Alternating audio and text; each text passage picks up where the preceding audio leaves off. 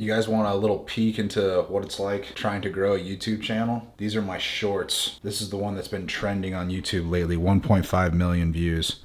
Watch this because it's perfect for this. Hey, if you're a young guy, should you do steroids? Absolutely. I mean, look at me. I'm 100% lifetime natty and worked hard my whole life, all right? And I'm a fat, weak sack of shit. I have zero confidence and I hate my life. Why learn discipline and max out your natural genetic potential when you can just get instant gratification and stick a needle in your ass? Who cares if steroids make your nuts shrink up to the size of raisins, give you bad acne, damage your internal organs, and you lose all your unnatural gains when you cycle off? Remember, being healthy and fit does not matter. The only thing that matters is how good you look so you can impress all the other dudes in the gym. Fuck staying natty, fuck maxing out your natural genetic potential, and fuck your health. Hey, if you're a young guy, should you use steroids? So that's my attempt at sarcasm. And obviously that resonates with people because I am 100% lifetime natty, and this whole series is about how to get stronger as a natural. And it's super important to me to show people that you can be strong, be lean, be jacked, and most importantly, be healthy without doing steroids. All right, we're on week 5, day 1. I'm about to head to the gym. I'm gonna bang out some heavy ass squats, and I'm excited for you guys to see it. And thank you for watching. All right, it's gonna be a quick car vlog today on my way to the gym, and I can't believe it, we're already starting week 5, day 1. Like, this is crazy to me. This will be my 5th straight week of like videoing all my workouts, you know, like in pretty good detail. Like I said, I know people are watching these, which I think is amazing, and I think they're actually looking forward to them, and I really hope you guys are getting value out of them and learning from them. But I'm excited because I'm starting the next phase of my program. All right, I finished phase 1, which was a 4-week block, you know, with Australian strength coach Sebastian Orub, and now he just made phase 2 for me, and I got the workouts, and so I'll kind of do the same 4 workouts over the next 4 weeks. That's one thing that I know I've touched on this before, but effective training is doing the same things over and over and over again, okay? I don't think people have any idea how hard it is to actually vlog everything you do in your workout. I try to do the best job I can, but you also want to make videos that, you know, are going to at least keep people's attention spans. And I already know these videos, because they're not like the super edited, you know, videos that like literally have pattern interrupts and are changing scenes every 2 or 3 seconds like a lot of YouTube videos do. These videos don't get a lot of watch time unless you're like pretty much a dedicated viewer. So for all of you that are dedicated viewers and watch these vlogs, I like genuinely appreciate it. You know, like, man, YouTube is by far the hardest thing I've ever done. And it's like, I'm pretty sure it's like anything else in life. It's like training. It's like you're gonna get out of this what you put into it. And so, yeah, week 5. All right, we'll pick up in the gym. All right, I'm actually recording some warm-up sets. You better believe I don't just load up 150 on the bar and start squatting heavy. I work up to it. All right, and I'm doing this low bar back squat because I was told to do so. It feels a bit off to me. I'm having trouble getting my depth, so I'm consciously thinking about getting as low as I can in a low bar back squat. It's like a wider stance. It feels strange to me just because it's new.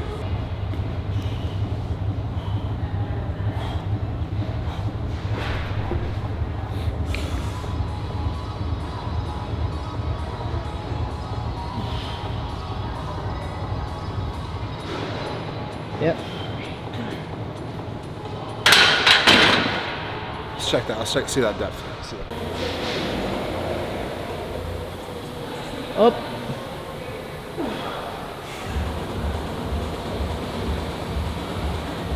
Up.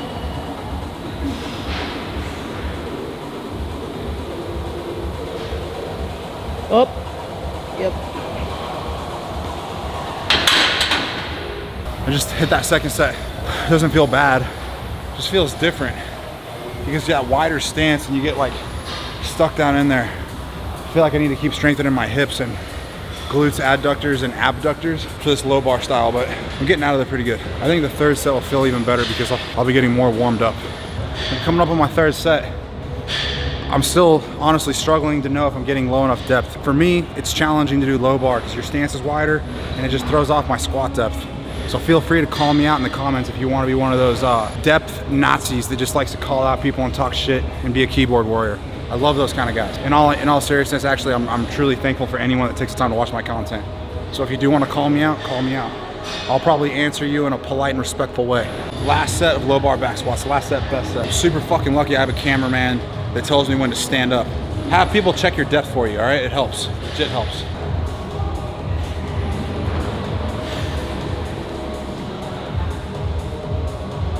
Up.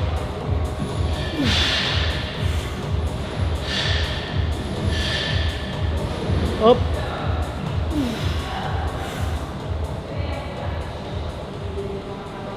Up. Yes. I'm gonna take 25 kgs off the bar, like 55 pounds, and then I'm gonna hit 3 sets of 10 high bar back squats that I'm more comfortable with my feet a little bit closer, trying to get better depth. Change my shoes as well.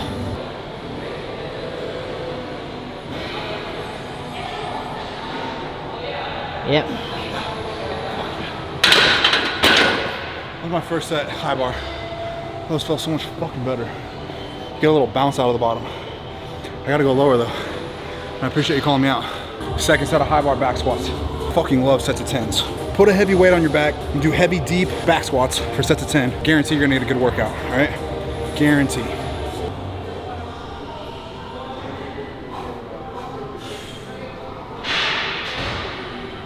Yep.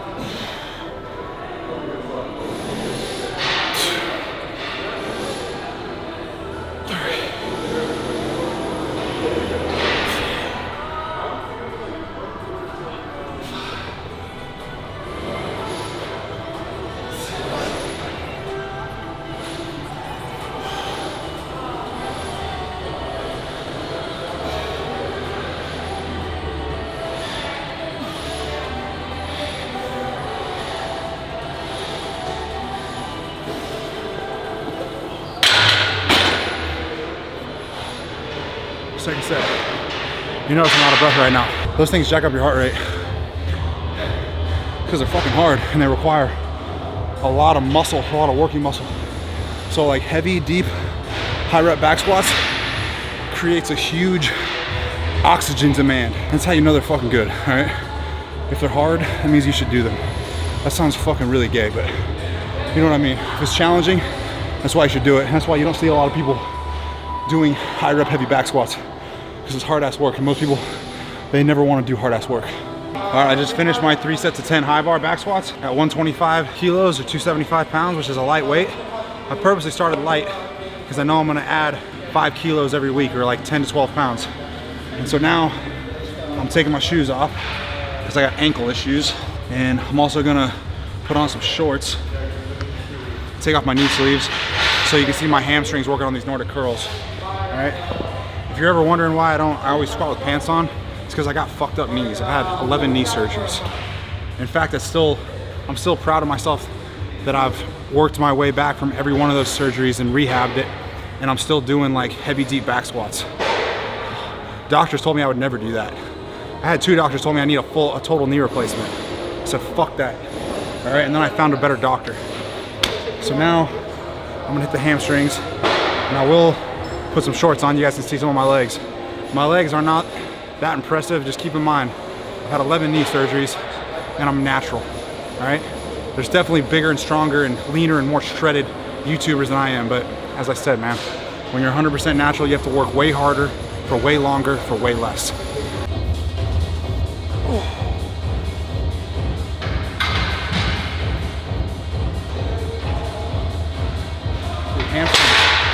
Hamstrings just light up on those every time.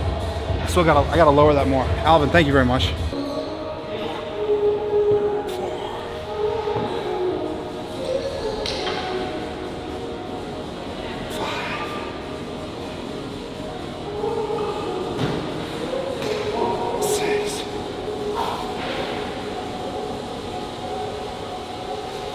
7, one more.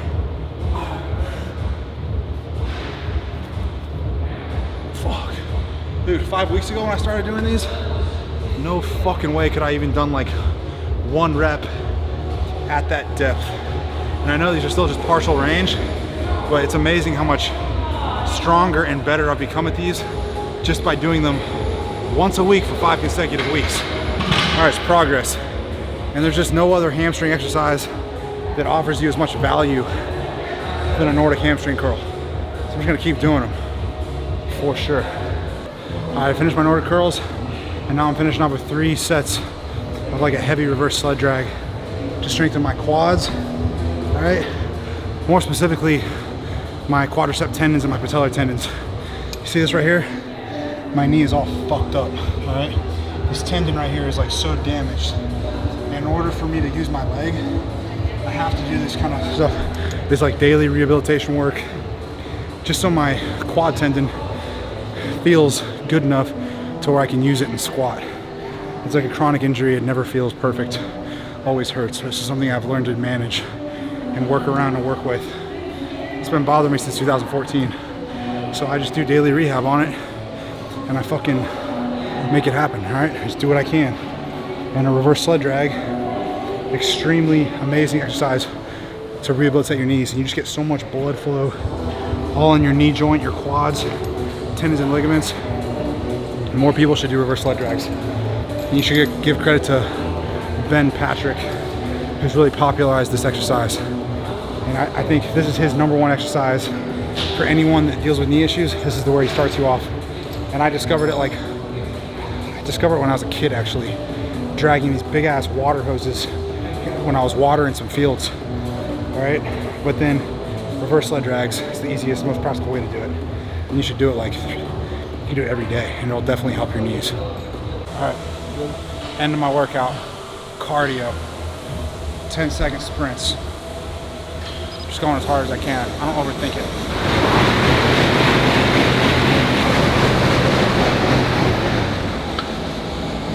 Ten-second all-out sprint every 2 minutes for 5, possibly 6 rounds. I know after round 3 of this, my heart rate's gonna be really jacked up, and I'm not gonna want to talk.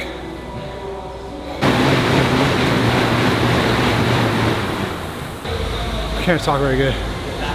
4 rounds in, 2 rounds left. My fucking quads and my glutes are starting to fill up with blood, and it's like an extremely uncomfortable sensation. 2 more rounds, I'm gonna be fucked in a good way. You guys want to hear a funny story? Over 3 years ago now, I had maybe 5,000 or 6,000 followers on Instagram. That's it. I literally knew that I could no longer just be a CrossFit coach or be a personal trainer. Couldn't do it because I wasn't growing. I was like literally stuck. I had reached basically a ceiling in my professional career. And I knew the only way is that if I wanted to continue to grow, that I had to start taking social media more seriously. And so what I did is I first paid this professional photographer. I'd pay him like $150 an hour, all right, just to go in and take pictures of me working out. Okay, so I would literally take like 3 or 4 different training outfits, and I would just do these like photo sessions, just working out, and I would do like as many different exercises or movements as possible, and I would wear like I said 3 or 4 different outfits just so I could have as many pictures to post on Instagram. And I'd be like photo batching, content batching, you know, where I could get the most out of my money. And I would just be taking these photos just so I could try to build a following on Instagram, where I would just post like a meaningless fucking caption on Instagram that people would literally just look at the photo, not even read the caption, keep scrolling. And like, but that at the time, that was like the trend that was going on Instagram, and like that was the only social media that I consumed really at that time. But I knew I had to like start taking it more seriously if I wanted to build a following. I was like, there's just no way this is gonna work. It was not affordable, and I just realized like this was not gonna help me grow a following on social media. So what I did then, and people still probably think this is crazy, all right? Even I still think it's kind of crazy what I did. I just hired a full-time videographer and photographer. All right, he's sitting in the seat next to me right now. His name's John. It was the second best thing I ever did. The first best thing I ever did in my fitness career was start to work for myself. The second best thing is I hired a full-time photographer, videographer, and that seriously just allowed me to take my content creation to the next level. And I remember the first time I walked into the gym, I still train at that gym, it's called CrossFit Alive. I walked into the gym with John, and I had just spent probably $3,500 buying DSLR camera, you know, with like a high quality lens and like a shotgun mic. And I walked in and I just had Jean start taking pictures and videos of me. This is like late 2020. And I remember like the other coaches in that gym looking at me like funny and giving me funny looks. Like basically I think they were thinking like, who the fuck does he think he is? He bought his own, he has his own camera guy, videographer, you know? And honestly, I felt nervous. I felt uncomfortable. Like, fuck, dude, this is crazy. I don't even have 10,000 followers and I just hired my own fucking videographer, you know? And then months go by, another month, and all I did was I just kept making content. I just kept putting out videos, photos, you know, and just kept creating more and better quality content. And then before you know it, slowly but surely, my following on social media starts to grow. All right. And then here I am sitting now currently with 235,000 followers on Instagram, which honestly, I fucking hate Instagram. I think it's a shit platform, extremely diluted. People can just buy followers on it, you know, and you can just totally tell. It's like there's so much spam and bots on Instagram. It's just shit. Anyways, my followers are legitimate, real followers, and it's like been stuck there for a long time, even though I post every day, sometimes twice a day. But then I also realized, like, man, Instagram is just one small part of social media. It's just one platform, you know. And if you know anything about social media, you have to understand, dude, you got Twitter, or X, whatever you want to call it, Instagram, TikTok, YouTube, Snapchat, Telegram, Pinterest. I know I'm probably missing a couple other major platforms, but social media is such a huge world, and I was completely just I had the worst tunnel vision where I only thought social media was Instagram, because that was my main platform, you know, of choice at the time. And then, you know, even though my following started growing, before you know it, my following, or my Instagram, was disabled. Like Meta, Facebook, whatever company you want to call it, that's a shit ass fucking company. I hate Facebook. They literally just disabled my whole Facebook and my whole Instagram one day.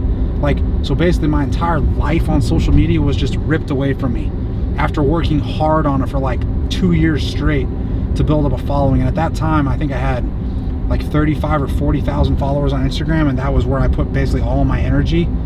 I had started a YouTube channel at that time, but really I wasn't taking it seriously at all. I had made like maybe like 4 or 5 YouTube videos, and they were pretty shit YouTube videos, to be fair, at that time, at least for my standards. And then once my Instagram just got completely taken away from me, and I still have no idea and don't know why it got taken away from me.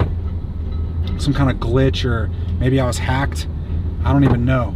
But it made me realize how vulnerable I was, where I had basically my entire social media following was just Instagram. And then I realized, like, damn, I have to like diversify myself. I can't put all my eggs just in the Instagram basket. So that happened in March of 2022. And that's when I like really started my YouTube channel, started focusing on YouTube. And I also realized, like, serious content creators, they're not Instagrammers or TikTokers, they're YouTubers. All right, the quality of content and the effort you have to put into your content to be on YouTube is so much more than just to make an Instagram reel or a TikTok video. Like, no real content creators are Instagrammers or TikTokers, they're YouTubers. And that's like, it just made me realize, like, wow, it was the best and worst thing that ever happened to me. Like, it was so painful to get my Instagram disabled and taken away from me. I felt like I had to start from zero again, but it also forced me to start a YouTube channel and to really start taking YouTube more seriously, which is, in all honesty, the best thing I ever did, because now I'm sitting here right now at the time of making this video at 155,000 subscribers, which is not that many, but it's, you know, it's something. All right, and I honestly know that I'm actually making a meaningful and helpful impact on people, you know, on YouTube with my content. And it just went to show, like, man, you cannot be complacent and you need to be smart.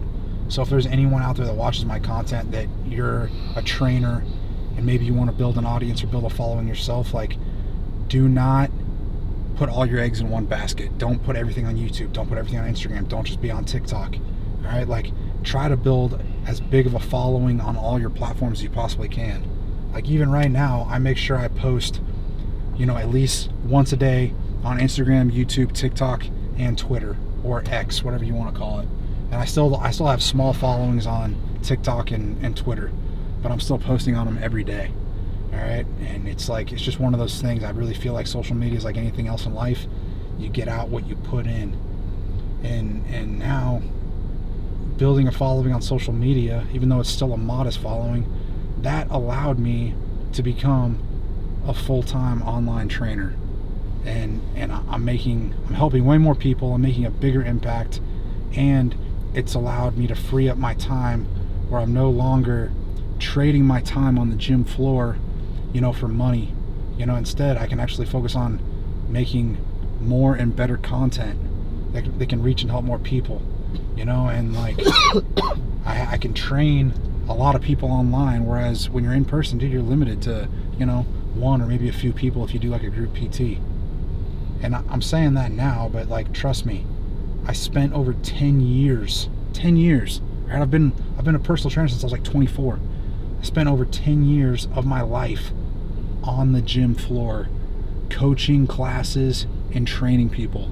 Like, I've done tens of thousands of hours of training people, you know, and myself. And so, like, I didn't just become a full-time online trainer all of a sudden. Like, it took years of grinding to get to where I am today. And I don't want people to take it for granted. I don't want people to think that I haven't worked extremely hard to get to where I am today, because I have. I've worked tirelessly for many years. And I know, like, I don't work any less now than I ever did. In fact, I feel like I work more. Like, my entire day just revolves around coaching clients online, writing workouts, thinking about content, writing content, rewriting content, filming content, refilming content. Like, it is a fucking grind. I mean, you can ask my videographer, Jean. Like, he fucking works his ass off all day just to keep up with the content that we need to put out. Because, like, dude, you got to be putting out content all the time. And it's not just about putting out content. You have to put out quality content. You have to, like, think about it. And just now I'm making these vlogs, and while these are unscripted videos, just the fact of trying to vlog every day, not even every day, but 4 times a week just around my workouts, this is more work than I've ever done. And I don't think people understand how much time, energy, and effort you have to put in just to make a vlog and to make it at least decent. Like, man, it's not easy. So even though I feel like I'm much different than Sam Sulik, I have the utmost respect for the guy. Like, dude, he's put a lot of time, energy, and effort, and he's been consistent, and I really feel like that's why he's blown up on YouTube recently. So, you know, good for him. And I feel like I can do this exact same thing as him. I'm going to do it my own way, and I want to reach and help and make an impact on people, to show them just like, man, what happens? Like, what happens if you work extremely hard for a really long time without giving up? You know, what's the worst thing if I put out 12 weeks of consistent vlogs of my workouts? Nothing. The only thing that's going to happen is I'm going to build a way better connection with my audience, and you guys are going to see legitimately how I live, eat, and train every day. And you'll see why I look the way I look, why I train the way I train. You know, it's not because I'm taking shortcuts. It's because I'm showing up every day and I'm fucking working hard, and I'm taking care of all the little things. I train hard, I eat right, I sleep 8 hours, and I do that day in, day out. week after week, month after month, year after year. And that's the only way I've gotten to where I am. It's just through hard work, being consistent, and being disciplined. I'll catch you guys in the next vlog.